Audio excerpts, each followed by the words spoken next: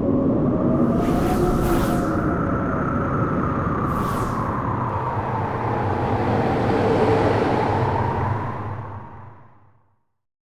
walhamdulillah, wassalatu wassalam ala rasulillah. Assalamu alaikum wa rahmatullahi wa barakatuh. Welcome again to another episode of your weekly Islamic chat show, Guest of the Week, coming to you from Sharjah TV. As always, I'm your host, Ismail Bullock. And again, in the month of Ramadan, we want to talk about some tips on how you can manage. So you could say some management tips on managing in Ramadan, some advice and some tips to do that. And with me to do that is brother Almir. Assalamu alaikum. Wa alaikum wa barakatuh. Thank you for coming on again. So we want to give some tips, management tips. We don't mean here business management. We mean how to manage yourself and Ramadan in general. Well, time management tips. Yeah. So, but in a sense, they become business management, because the more you manage your time, the better it is for your business, means your akhirah.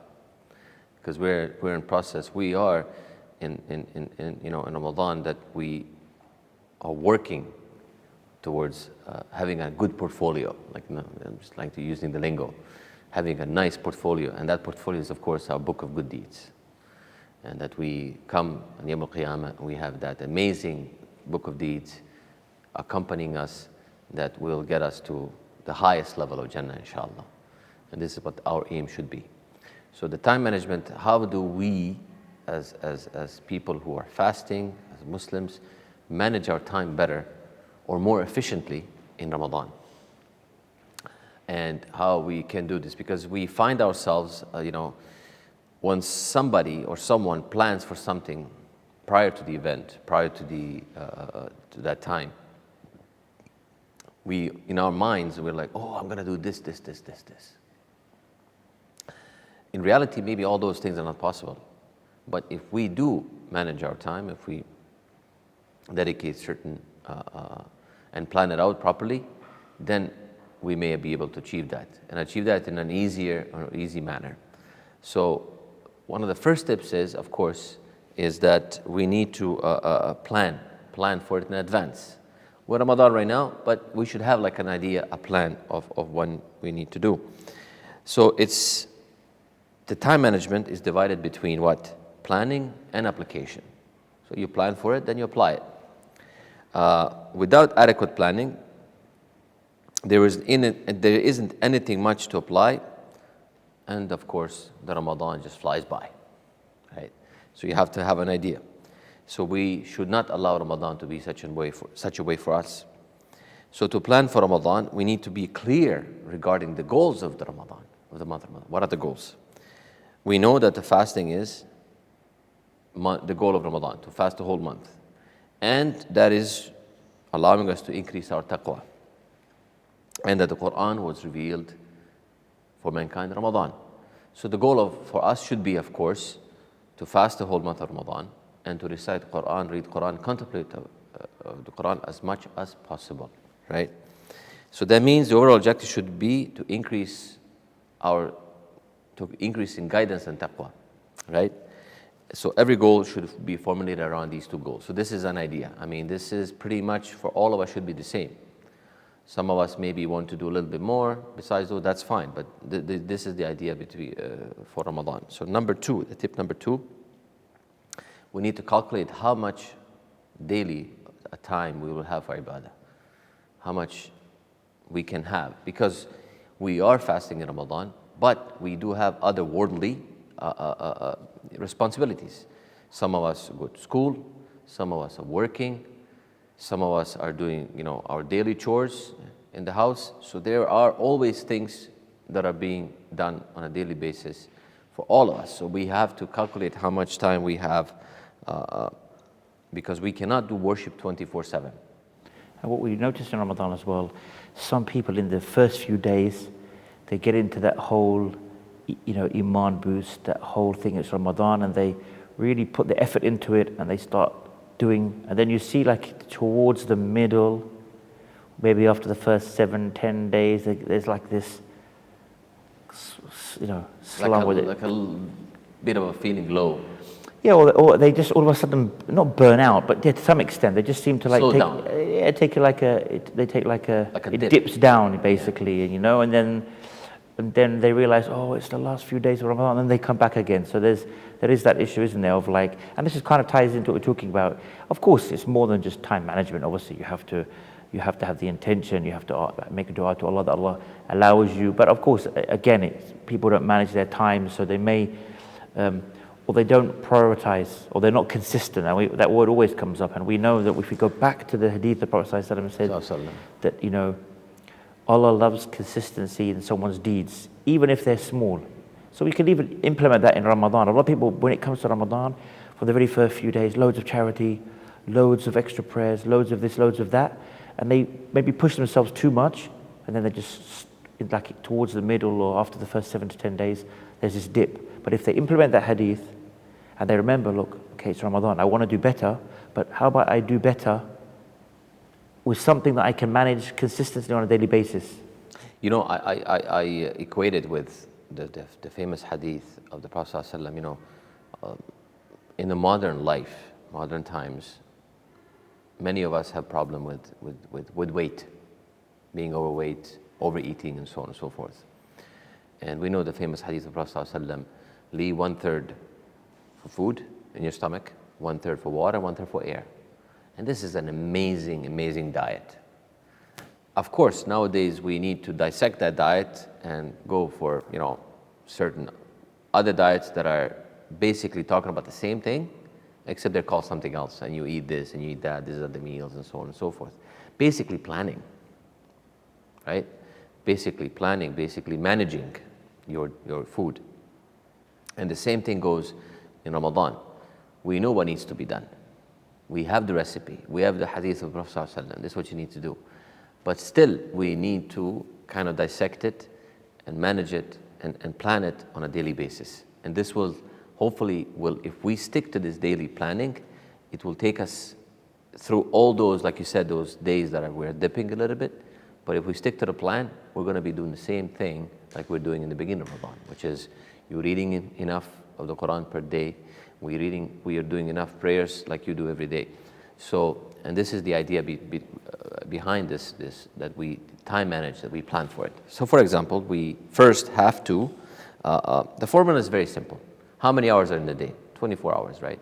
So we need to see how many hours are needed for sleep, how many hours we need to do for work time, you know, go to work. Even the commute is important because a lot of people forget about that. Living in a big city, in a place that, you know, your work is not 5 minutes away, 10 minutes away. You have to go half an hour, 40 minutes one way, and so on. We need to calculate for that time as well. Then you need to commute for family responsibility that you are obliged to. We need to calculate for, you know, getting the food ready for iftar or whatever it is. And then see how much time there is left. For example, if you need 6 hours per day to sleep, work on 8 hours every day, and spend at least an hour helping the children with their homework, add in time for eating sahur and iftar, spend time in traffic like we mentioned, and rest time after eating. The average person can free up is between 4 to 6 hours per day for ibadah in Ramadan. So, 4 to 6 hours, if you think about it in this way, it's not so bad, right? I mean, there's a lot of time. So many people have, in addition to those, they have other things. They have to visit relatives, they are preparing meals. So let's say, bring those 4 or 6 hours, bring it to 3 hours per day or daily.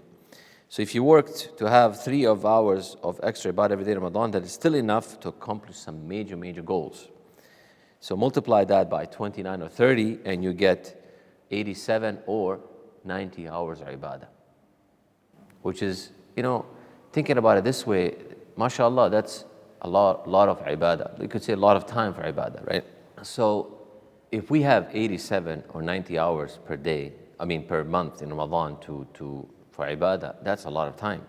So like dissecting it like this and looking at it this way, it makes us think actually we can plan something out. So, which brings us to point number 3, which is what we need to do with those 87, 90 hours. We have to set clear goals.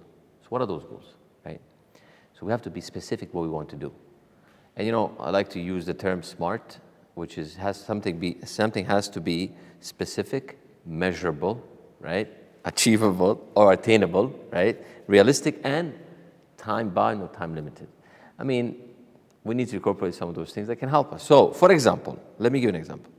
So somebody wants to study tafsir this Ramadan, right? But that is such a wide topic, such a wide range of things. So then you ask yourself, it's vague, right? Which tafsir? Many of them are out there. Not measurable. How many pages are there? Because when you say tafsir, it just could be 10,000 pages, one tafsir, could be another one, could be 500, could be 3,000, right? How does one fulfill reading 5 books of tafsir Ramadan? It's not attainable, right? So how do we dissect that according to the SMART initiative? Would be, I want to complete an 800 book tafsir, for example, this Ramadan. In order to complete 800 pages in 29 days, I need to read an average of 28 pages a day. And this is something that already we see. It's attainable, it's measurable, it's achievable, it's time-bound. You have an idea how much you need. And this is that one we always hear where you can, if you read like 5 pages of after each prayer, you find that way before the end of Ramadan, you finish the whole Quran. Yes, exactly. And we said 3 hours per day. So let's say 1 hour is for Quran reciting, 2nd hour is of studying Islam, and an hour is for dua and dhikr. So in those 3 hours, you can still attain a goal of, like, for example, reading tafsir. It doesn't have to be tafsir. Like, for example, many of us don't speak Arabic well. So when we read in Arabic the Quran, we need to read the translation.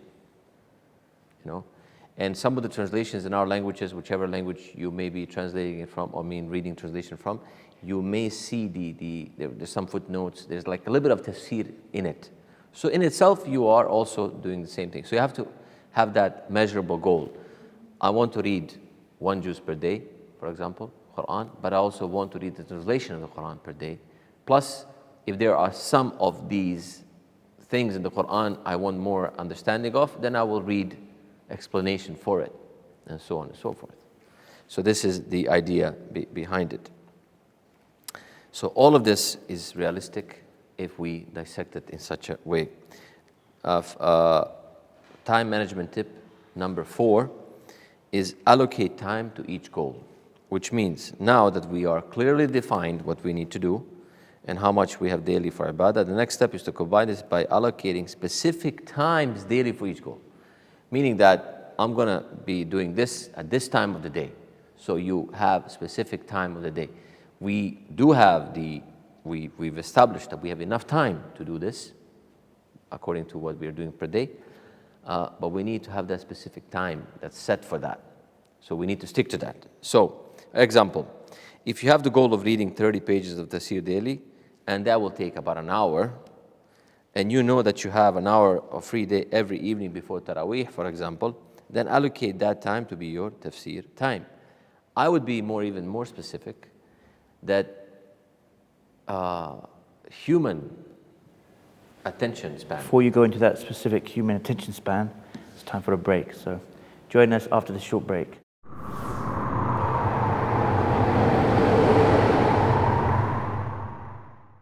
Assalamu alaikum and welcome back.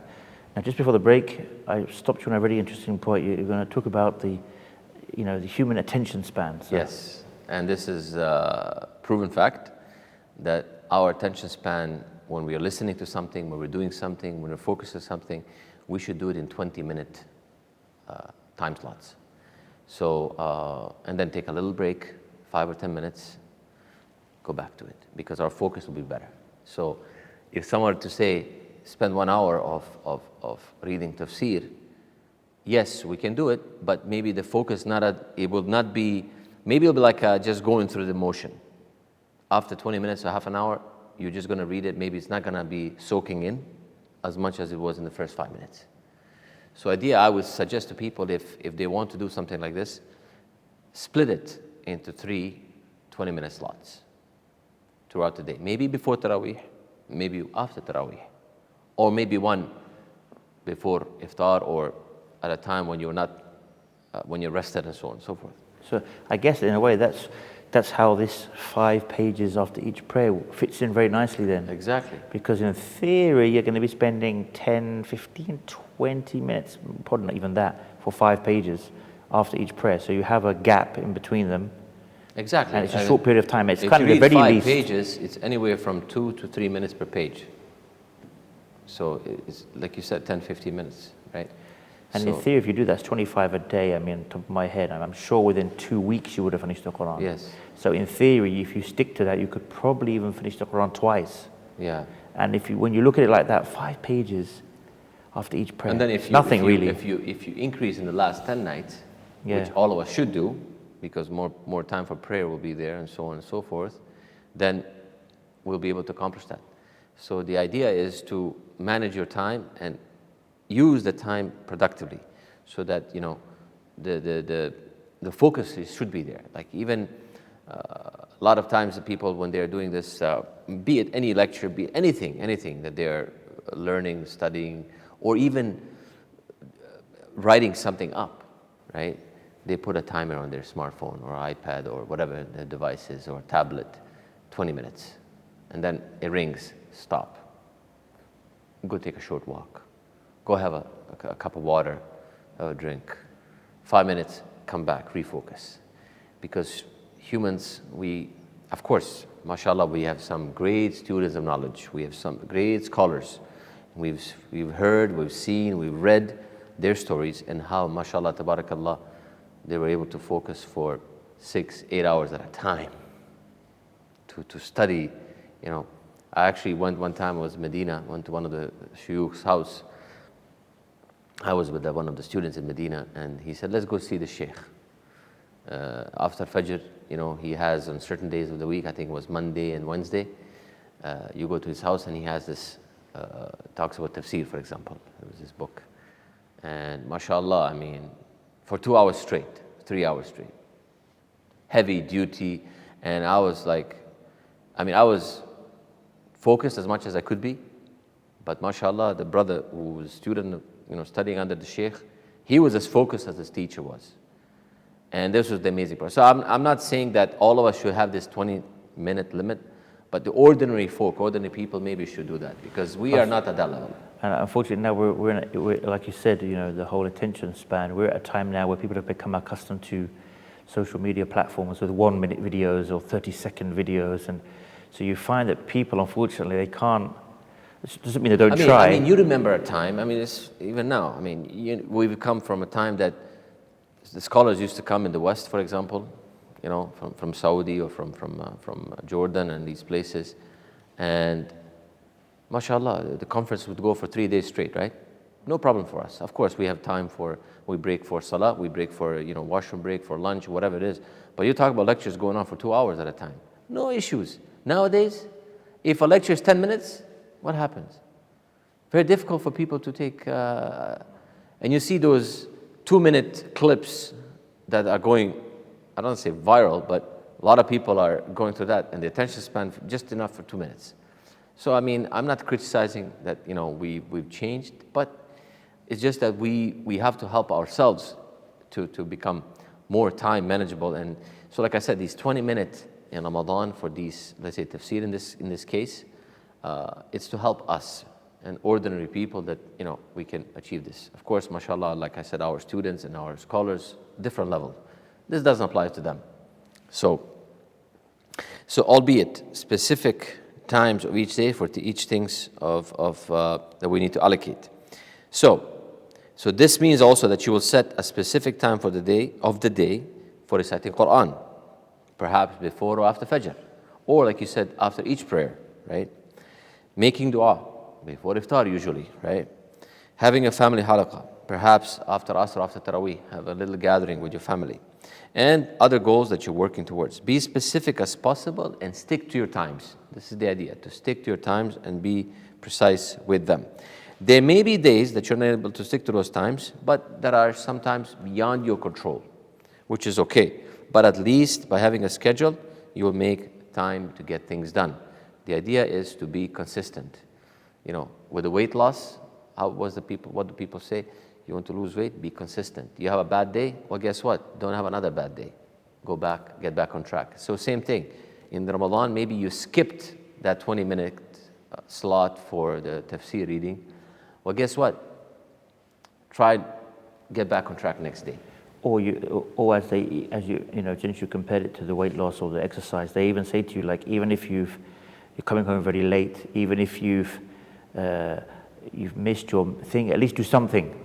Yes. You can't do that 30-minute workout. Do something. Do a 5-minute workout. And if you can't do a 20-minute tafsir reading, do 10 minutes. Maybe weekend is coming up. Maybe you'll have more time. Now you're not going to have work schedule. Maybe allocate those extra 20 minutes to make up for it. If you can, it's okay. The whole idea is to be consistent, not to give up, not to skip a day. So, number 5 tip now comes more specific. Utilize the early hours of the morning, because these are the best times. These are the most blessed times. And even you will go to the student, you will go to the shuyukh, and they will tell you, like I just mentioned, the sheikh, they asked him, we want to attend durus with you. And of course, you go according to the sheikh schedule. And sheikh says, durus only I do after Fajr, because I find this to be the best and blessed time, most blessed time, most productive time. And this is, a lot of those gurus, when I say gurus, not the religious guru, I'm talking about gurus of... like the life coach kind of life things. coach or those management gurus, they say, early risers are the most successful. Don't forget, the early bird catches the worm. That's a good one. So, yeah, and my grandfather used to say, whoever rises up early, he catches 2 things, like basically double than what the one who gets up late and so on. It was just it's not accurate translation what he says, but he was a proponent of early rising, and this was the idea behind it. So now, for us, same thing in Ramadan, whether it falls in summer or winter. This is usually, when we say Ramadan, this time specifically should refer to the time before suhoor or after suhoor. Basically, Fajr, around Fajr time. So,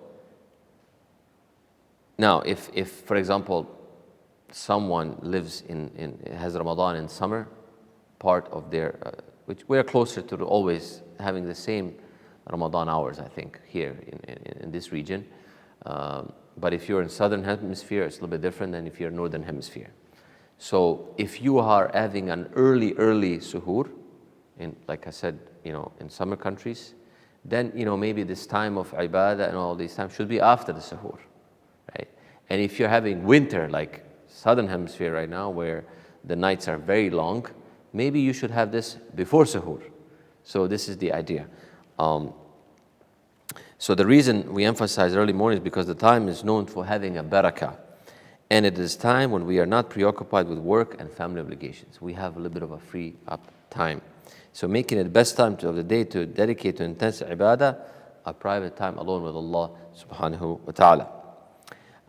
Tip number 6 of time management: schedule a family halaqa with your own, your spouse, your children, little gathering. Ramadan is a perfect time for family to bond and grow an iman together. The shayateen are locked up, as we know, and everybody is more spiritual, so it's more accessible, more, it's easier to get to, right? The spirituality needs to be nurtured so that we can benefit from it after Ramadan. One way, of course, is to establish this family halaqa or study circle. This can be done by getting together before iftar or after Taraweeh, reading a chapter of Islamic book, or listening to a lecture, right? Listening to a lecture as a family, then discussing its contents with each other, having interaction. And I think this is very important. A lot of people, they just sit around and watch a YouTube lecture of a sheikh, scholar, for 10, 15, 20 minutes, half an hour, and they're like, just leave it at that. I think we should listen, we should discuss it, because the understanding of 7 or 10-year-old or 15-year-old is different than understanding of an adult. And all of these different ages, they have different understanding. So we need to make them, if they are not having the understanding or they're having some questions, to answer them so that they can get to that level of understanding. And I think in addition to this, like making specific time, what about meal times? If we are having a meal, initially, of course, you're busy with eating because you just broke your fast. But, during the iftar meal, make it a little longer. Have a discussion as a family. This is also bonding. This is also like, a lot of children have certain questions about a certain story that they read about from the Sahaba or some of the stories of the Seerah of the Prophet Muhammad sallallahu alaihi wasallam. And this is in itself, it doesn't have to be a specific time or like what I mean, but it doesn't have to be like a called family halaqa. We're going to have it at this time. But just something spontaneous, something, like this, it's in itself is a halaqa in itself, but it's more spontaneous, actually feels more natural, feels really nice. And the kids remember that. You'd be surprised, subhanAllah, what kids remember years down the road. And you're like, oh, wow. Then they show you a picture or at that time or a video you had of that gathering. Like, oh, yeah, I remember that. So the kids, they tend to remember these things. And this is a great way to get ourselves acquainted with Ramadan and better ourselves for it and learn more about Islam. And of course, once we do this in Ramadan, if we can continue this halaqah after Ramadan, it's a great thing. Or at least if we cannot continue the halaqah of the family halaqah, we can have this discussion at the table, right? At dinner, at after work or whenever the kids come, and these sometimes, subhanAllah, it's so organic, like you like to say. Something that you thought is going to take 5 minutes in discussion ends up taking 3 hours. But it's so informative, it's so nice. Even just like driving back from Taraweeh or walking back from Taraweeh, you could use that time. Yeah. If the time is really tight, you could use that time to have this, these conversations, discussions. Exactly, and this is what you want, something that's organic, spontaneous. That's the time when the kids soak it up, really. Instead of, like I said, top-down approach, like, just listen to me, what I have to say to you. Hey, buddy, listen to me. This is the ruling, this is the thing. And I think we make a mistake in that. We need to refine our approach in a bit better. Tip number 7, we have to dedicate time, daily time for the Quran. Okay? So Ramadan, we know it's a month of Quran, and it's obvious that time must be dedicated daily to the Quran. In some communities, the practice exists to recite the Quran very quickly each Ramadan, right? We know this is not something that's advisable, that's recommended, that's what I mean is in Taraweeh prayers, for example. Just to hold you on that point, it's time to go for a break. Join us after this short break.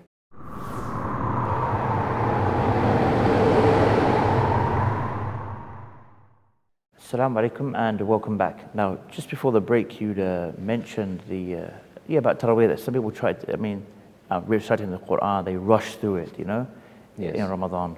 Yes, and the people rush through it so fast that sometimes you have hard time comprehending what's being recited. And this is it's counterproductive. It goes against what Ramadan is about, it's contemplation, right?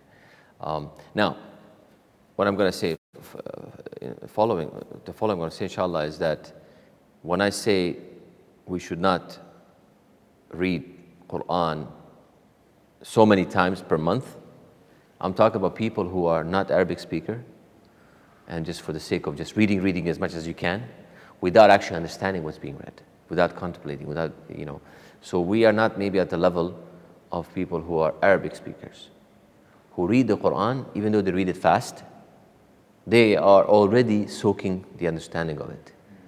So they are different levels. So that ruling or that, a tip, I could say, doesn't apply to them.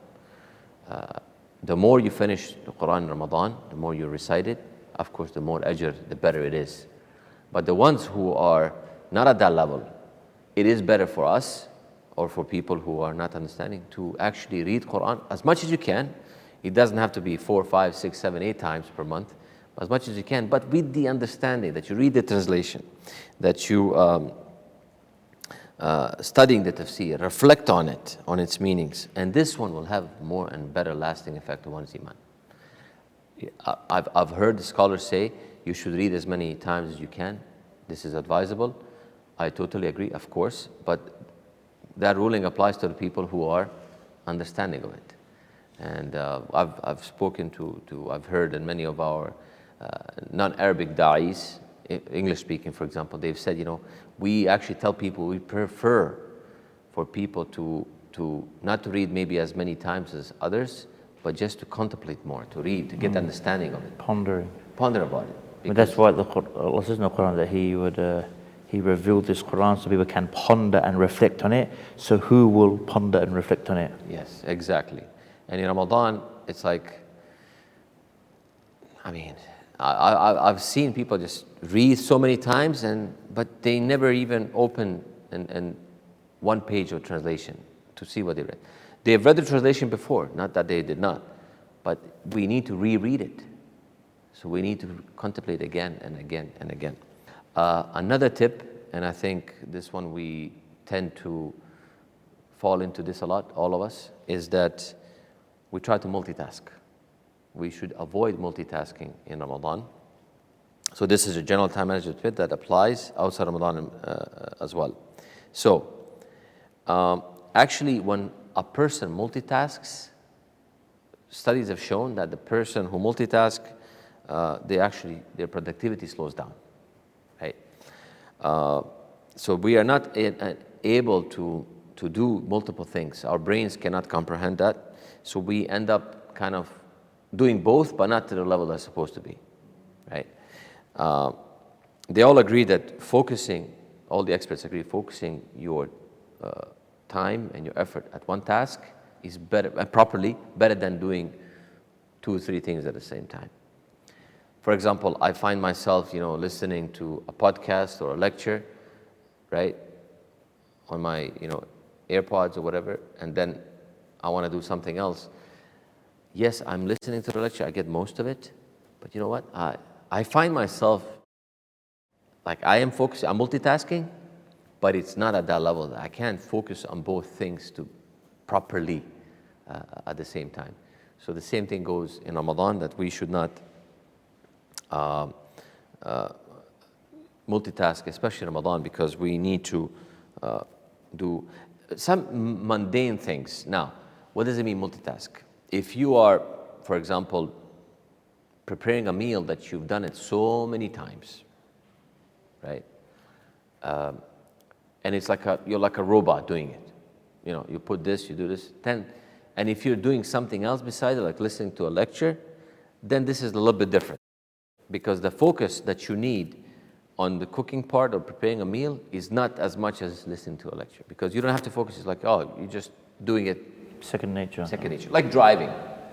When you're driving and listening to a lecture, it's a great way off, actually. Because you just need to go here and you drive, you just focus, but you can listen to a lecture. This is type of multitasking. We're not talking about that. We're talking about when you try to establish multiple things of those tips on management that we try to do, and you want to do at the same time so you can save on time. It's actually counterproductive. So we need to take out time to focus on each of those things in ibadah that we talked about and devote proper attention to it. So don't try to recite the Quran while browsing through Facebook, for example, or social media, I should say, and taking care of a child at the same time, right? We tend to do this. Browse through social media, take care of the child at the same time, and recite the Quran. Something doesn't fit, right? As a matter of fact, we should stay away from social media as much as we can in Ramadan. But in case we have to focus. For example, in this moment, read the Quran. Focus on that, right? So the same applies to studying tafsir or making dua. Choose a place, time, and situation which will have least distractions and give the act of worship your undivided focus. If you're reading Quran and you're reading in the living room and there's a lot of people around, they're going to take away your focus. Well, guess what? Get away from the living room, go to the bedroom, go to the hallway, maybe go to the masjid, right, to do your daily reading and so on and so forth. Next step of time management, fast from excessive socializing. So this includes both, like we just mentioned, social media and actual physical socialization. Of course, in the previous years, we were at a time of pandemic. Pandemic is still around us, although to a lesser extent, alhamdulillah. But we did not socialize as much. We had those Ramadans, in pandemic, was It's not a good idea to socialize at all. But, we should limit that regardless in Ramadan. So Ramadan, we know, is a month of itikaf. And one of the goals of itikaf is to take a break from our social life so that we can focus on our relationship with Allah subhanahu wa ta'ala. Even if we are unable to make the itikaf, we can still get benefit of Ramadan by cutting down on socializing and dedicating more time to ibadah. So, attending few less iftar, get-togethers or parties or dinners, or logging into social media less will help us achieve that. I think there's a lot of people that when it comes to Ramadan, they turn it into a social event. They'll go out every night to the shopping malls and the coffee shops, and unfortunately some people do more than that, where they'll be like smoking and who knows what else. And they'll do that on a daily basis. So they'll spend most of their nights in Ramadan awake, eating, drinking, yes, shopping malls, coffee shops, wasting time basically. And in fact, even when you look at it from they may even sin from that perspective more than they did outside of Ramadan. This is a big problem, that people really waste their time in Ramadan when they're supposed to be like, investing their time and making the most of their time, but we see them wasting a lot of their time. And then a lot of them sleeping throughout the day, the whole day, and spending the whole night doing nonsense. So this is also a problem. And another thing, that a personal tip we tell our viewers is that, for example, your grocery shopping in Ramadan, do it a day or two before Ramadan. This is an amazing tip that I would like to share with all of you viewers out there, that if you need to do a big grocery trip before Ramadan, like for example, buying the staple food such as rice, oil, buy it before Ramadan for the whole month, if you can, of course, if you can afford, for the whole month of Ramadan. As far as your dairy, your fruits and vegetables, you have to buy that on a more consistent basis. You cannot buy fruit and have it last you the whole month. But some of the things that you can buy, the cleaning supplies, the whatever it is you need, or some of those staple foods, like I said, buy it beginning of Ramadan, 1 or 2 days before Ramadan, so that you don't have to worry about it in Ramadan. You're done. Then, of course, your daily things that you need to buy, and so on and so forth. And the last tip I would like to mention to our viewers, inshallah, is that, of course, staying healthy is a big part that will help us be in Ramadan. We find many people that they say, actually, I usually lose weight in Ramadan because of the fasting, and I try not to overeat, and this is a great thing. But we also hear of some people that they actually gain weight in Ramadan. And it's like one will ask himself or herself, how is that possible when you're fasting for, like you said, anywhere from 12, 14 to 20 hours a day? Because we tend to overeat. And in ER, in hospitals, we tend to see patients in Ramadan come because they've overeaten. So we have those things as well. So, and this is important. By staying healthy, what does it mean, staying healthy? Getting a proper sleep, right? Eat proper foods. Don't overeat. Stay active in Ramadan. We should also think about that. Maybe we don't have time to go to gym in Ramadan. Maybe we don't have time to do like team sports or whatever it is. But instead of, let's say, driving a car to a place, we can walk. So at least get some activity in, right? Standing in a prayer, of course, is an amazing activity, right? Standing in a long prayer, voluntary prayer at night, it's an amazing activity in itself, because standing is like a form of exercise. So we need to pace ourselves and give ourselves. Why? Because the month of Ramadan is a month of perseverance. We need energy in order to achieve the goals that we set previously, that we want to set these goals, and we said they're measurable. They have to stay measurable and achievable and attainable only if we get enough sleep, if we get enough proper rest. If we don't have enough energy, we feel lazy, then it's how we're going to accomplish that, especially in the last 10 nights of Ramadan, which we need most of the energy, right? So the average person needs 6 to 8 hours of sleep. We should do that. If we don't have the 6 hours of sleep at night, then at least sleep 4 hours and then get that 1 hour, 2 hour nap sometimes, after Asr or after Dhuhr, whatever time suits you according to your work schedule. MashaAllah, we live in a country, we live in a place that Ramadan hours get shorter for us. I mean, people don't realize that, but we are really blessed that, instead of working 8 hours a day, we get to work 6 hours a day. Living in the West, that's not the case. You know that, right? Our brothers and sisters who are living in majority, non-Muslim countries, they don't get the benefit of that. They work 10, 12 hours a day. And subhanAllah, I've seen those brothers and sisters, mashallah, do more Ramadan than some of us here. So it's like, if they can do it, why can't we? But anyway, what I'm trying to say is, we get more. If we cannot sleep all those 6 hours a night, we can do a nap afternoon, have a nap afternoon, and so on. And we need to drink a lot of water, stay hydrated, and of course, eat healthy, proper foods with lots of fruits and vegetables, lots of fiber. Try to stay away from sweets, because Ramadan especially is known for specific type of sweets that we don't see in any other time, correct? And of course, indulge here and there, but we should limit as much as we can. And that once we do that and stay healthy and active, this will help us with our energy levels to do the complete nice little marathon of 29 or 30 days and achieving those goals that we just talked about. I mean that's good, because we've had some important tips there, because I think after people have been watching this, I think they will probably be watching it, and as they go along, they'll be ticking off the boxes on, oh yes, I need to improve on this, need to improve on that. So alhamdulillah, we've given them, I believe, some good tips. So jazakallah khair for sharing that with us. And again, thank you, may Allah reward you all for tuning in. And inshallah, till the same time, same place, here at Sharjah TV, I leave you as always with the greetings of Islam, the greetings of peace. Assalamu alaikum wa rahmatullahi wa barakatuh.